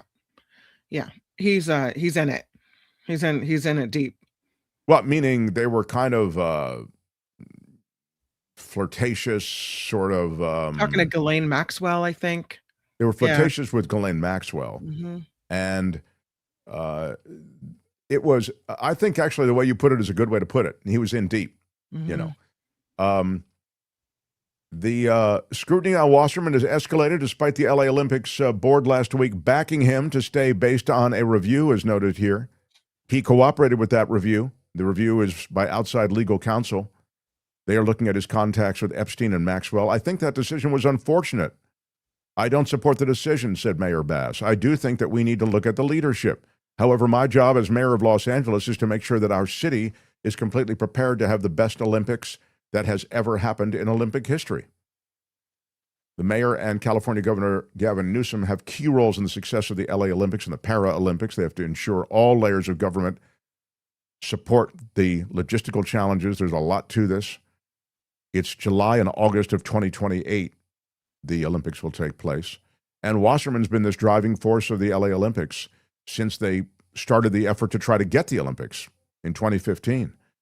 But now, with Epstein revelations, everything has changed. So, Hillary Clinton, she says, bring it on. Accusing the Trump administration of a cover-up over the Epstein files, Hillary Clinton is saying that she and her husband are being forced to testify before Congress to deflect scrutiny from Donald Trump. She talked to the BBC. She said that the U.S. Department of Justice was slow-walking the release of documents related to Jeffrey Epstein's catalog of crimes. Well, that seems demonstrably true. And she urged the administration to get the files out. Despite periodic document dumps of the files, since Congress mandated their release late last year, the Justice Department is still withholding about 3 million files. You know, Kim, they still have half of the report, 50% still to come.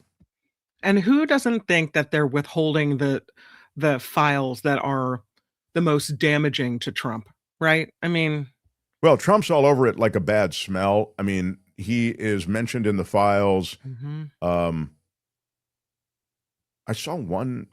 I've seen so many figures on this. You can tell me what the number is before I say something that, you know, is not accurate. But Google it. Yeah, the idea somehow that Trump, for example, Kash Patel said less than 100 times he's mentioned. Really? Less than 100 times? No. Less than 100 times he's mentioned the first 5 pages. Are you kidding? That's crazy. Isn't it a million? It's a million times. Yeah, that's what I thought. A million. Yeah. I didn't want to say a million without. But a million times. I don't even know. What do you have to use? You'd have to use AI to count how many times he's mentioned in the files. I mean, you don't put 1,000 FBI agents on the task of dry cleaning the report and identifying where Trump is mentioned and how, and what redactions might be involved with Donald Trump's name, unless it's there a lot. And the idea that Kash Patel, who, as you know, was running the head of the parade for releasing the report when he was out of power, said it's in the power of the FBI to release that report, to release those files, the raw files. The FBI can do it. That was what he said over and over and over again. And then he ends up as head of the FBI. And now, not only is he not releasing the report or not releasing the files, but he's actively concealing many aspects of the report and files. And he's lying about how many times the president's name shows up in those files and those FBI reports that are contained in the files. So it is a true cover-up operation, and now there is a political toxicity to it. So one of those things where you, careful what you wish for. You caught the car, and now Hillary Clinton is saying, look, we have nothing to hide. That's a quote. We've called for the full release of these files repeatedly. We think sunlight is the best disinfectant. The Clintons have called for their hearings to be held in public. Of course, Comer has said he's happy to hold public hearings in addition to the closed-door testimony. Trump says what? I've been totally exonerated. They're getting pulled in. That's their problem. We'll have to see what happens. Yeah. I mean, it's just absurd. But that's the Trump way. Gets out in front and says, I've been totally exonerated. I have some quick ICE news before I get too much farther. The Mark Thompson Show. And then I wanted to play the Ossoff stuff with you. I really love that. But let me just get you some ICE. They're in Georgia. There is something happening in a small Georgia town, about 5,000 residents in this town. And ICE has contacted them. And they want participation with this small town so that they can set up a detention center there. And they want to use it to lock up as many as 10,000 detainees. I talked about this a couple of weeks ago, and maybe even a few weeks ago, because I think it's really instructive to look at the number of warehouses that they're purchasing and the sorts of warehouses they're purchasing. And it tells you two things. It tells you, A, how many people they're planning on detaining, because they are acquiring warehouse space for 10,000 and even 12,000 people to be housed there. And it's all across the country. You'll get some sense of the geography. The other story here, as you know, is that this warehouse space, when the government acquires it the way they're going to acquire it, these local communities are losing out on what? Tax revenue. And so they're not so keen on the government going in and taking all of this space over. But put that to the side for the moment, and you end up in this small Georgia town. And again, the federal government bought this warehouse space with $128 million. They're going to use it for locking up as many as 10,000 detainees as part of their mass deportation program. So this city manager in this small Georgia town, again, of about 5,000 people, he's saying, I'm not going to turn on the water. I'm not going to do anything until you come and talk to me. He, along with the town's mayor and police chief, have all publicly opposed the Department of Homeland Security's plans to open what could be one of the largest immigration detention centers in the country in this rural town with 19th century buildings downtown, horse and cattle farms, hay for sale on the outskirts. It's a very conservative town, too. And yet, ICE's warehouse in this town, it's called Social Circle, is one of several dozen, as I say, across the United States. And in a handful of locations like Ashland, Virginia, Kansas City, local opposition appears to be pushing Department of Homeland Security plans back and out. In the case of Social Circle, officials and residents just learned of the Trump administration's plans to buy the empty warehouse. And since then, they're all saying that this shouldn't happen where they live. They contacted John Ossoff, the Democratic senator who was also opposed to ICE's plans for the town, and Mike Collins, the Republican congressman, who said that we'll be in touch. The feds will be in touch. But again, they may have their hands tied, both Ossoff and Collins. You have loss of property tax revenue, insufficient water. These are two main concerns. You have sewage concerns, police concerns, ambulance and hospital infrastructure. You're putting more people in the detention center than live in the town. This is a town that could triple in population overnight. And let's leave aside the detainees if you want to. All of the people who will be associated with servicing, maintaining all of that infrastructure and everything associated with this detention center, they're all now going to be part of this community. This community is going to, again, it'll change overnight. The city manager says the town's sewage system dates back to 1962. It was built to handle about 660,000 gallons a day and is already maxed out. They had taken out a $65 million bond to fix this system that voters clearly voted on and said, okay, fix it. But that was done before ICE's plans had materialized. You know, with thousands of detainees at the edge of town, you're going to have, he's saying, poop on the ground over there because we can't have you poop in our system. He stated it quite bluntly because this is a real problem for them. But to the point, this is a problem nationwide in communities all over, from Georgia to Missouri to Washington State to Virginia. These detention centers are going up everywhere. And again, for many communities, you don't have to get beyond the loss of tax revenue.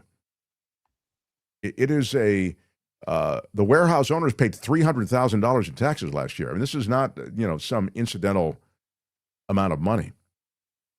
So we'll see what happens here. I mean, ICE has already put down the $128 million on this place in Social Circle.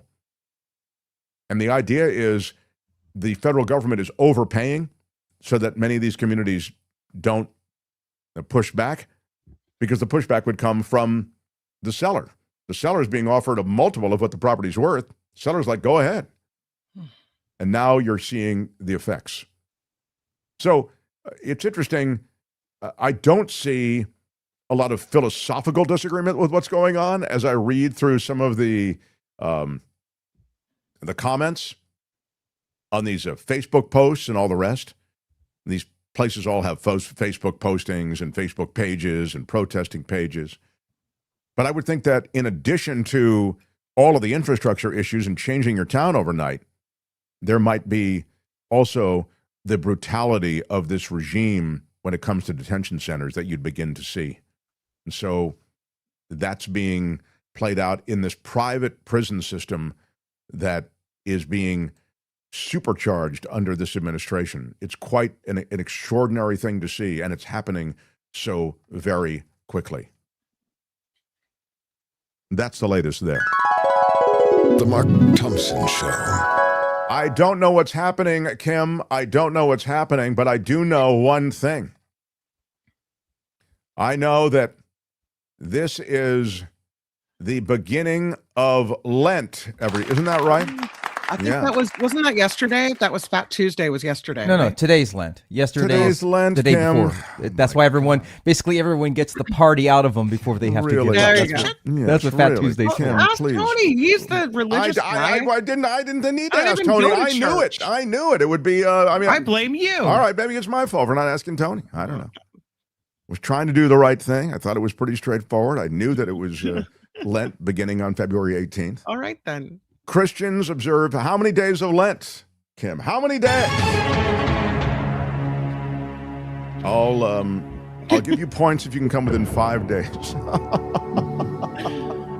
90 days. 90 days. The answer is 40 days of Lent. No. Okay, yeah, all right.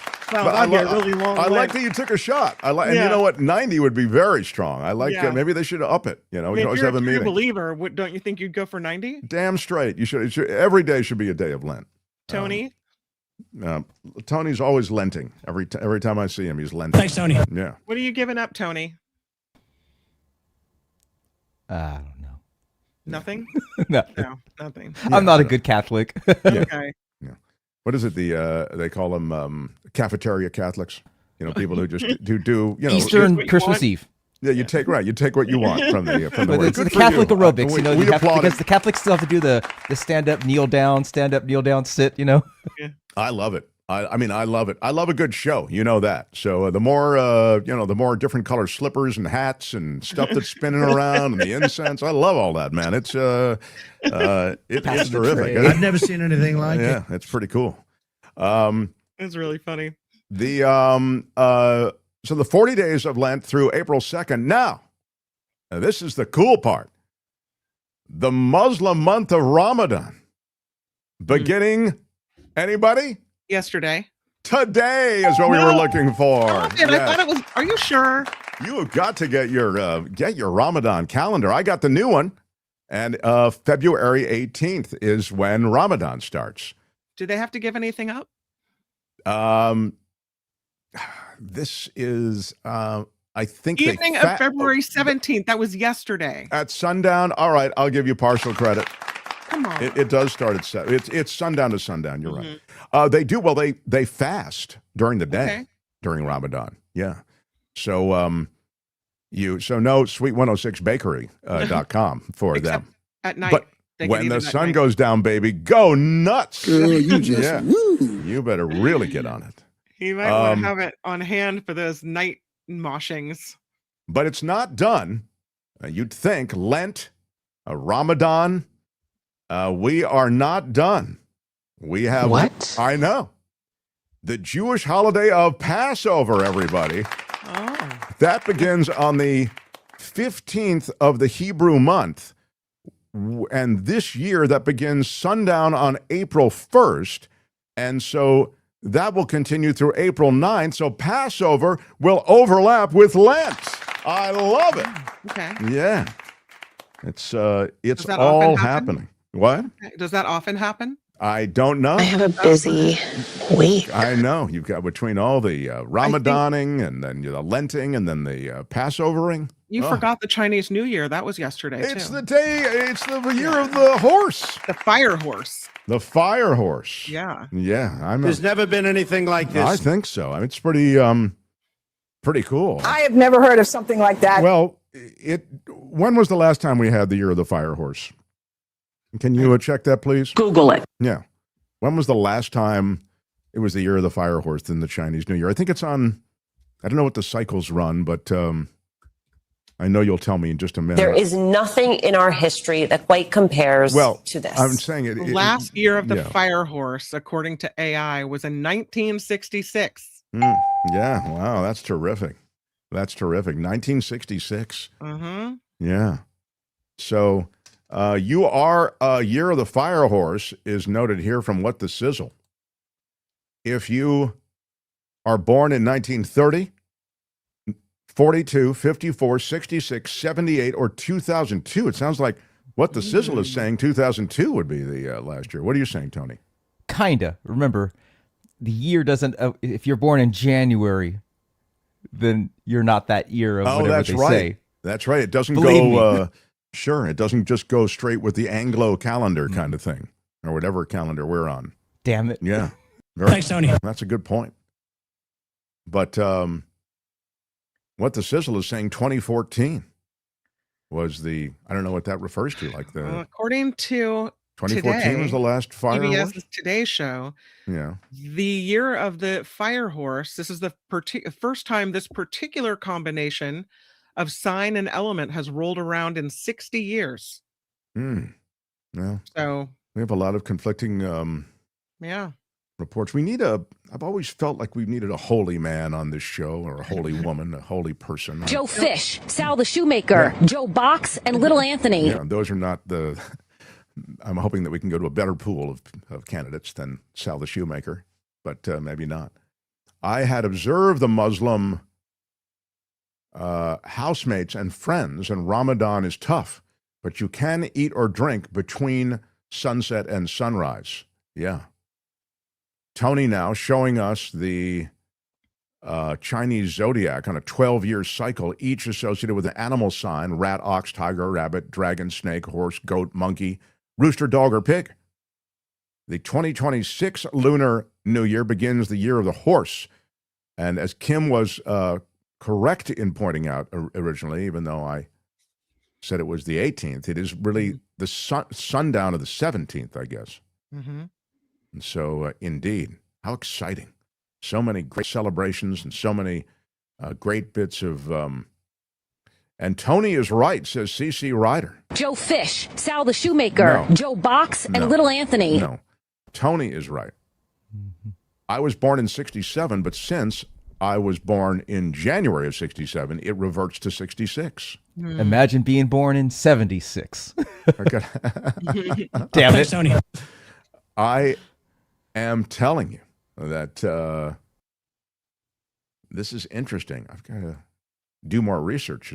I'm the ox, says Deb. What makes it a fire horse? I wonder. I don't know. It's a combination of the Chinese astrology chart where you have the element of fire and also the animal. Wow. So very, it was very impressive knowledge. Could have been the year of the horse in, as what the sizzle was saying, 2014, but not the fire horse. I see. Kim, how are you? Very impressive. Good knowledge from Kim. No, thank you, the Today Show from CBS. 60-year calendar. Years ending in 0 or 1 are metal. Is that what it says? Yeah. 2 and 3 are water. 4 and 5 are wood. 6 and 7 are fire. 8 or 9 are earth. Mm-hmm. Wow. Chinese zodiac elements: wood, fire, earth, metal, and water. Have you ever been to a person who's like an acupuncturist, for example, like a Eastern acupuncturist, Chinese acupuncturist, Kim? No. Because they will, at least in my case, they talked about a balance between fire and water for me. I could hardly go to the regular doctor. I hate going to any doctor. I'm not going to schlep myself to some woo-woo doctor. Forget it. Well, I mean, the woo-woo doctors may be the ones who can really help you, so it's too bad. You know, you always, everybody, you know, you can swear off everything until you need them. And then you go, oh, then I'll do anything. You know what I mean? You'd be surprised. Mobius was a fire rooster. Wow. That seems like you'd be the ranking officer on deck. I want to thank Richard Delamater for a big shout out. $2 super chat. He says, dope. Help was the Beatles movie when they curled. Yeah. I didn't remember that in the Beatles movie. I believe he just called you a dope.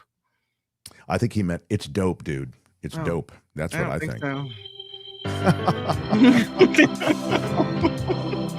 What? I don't know.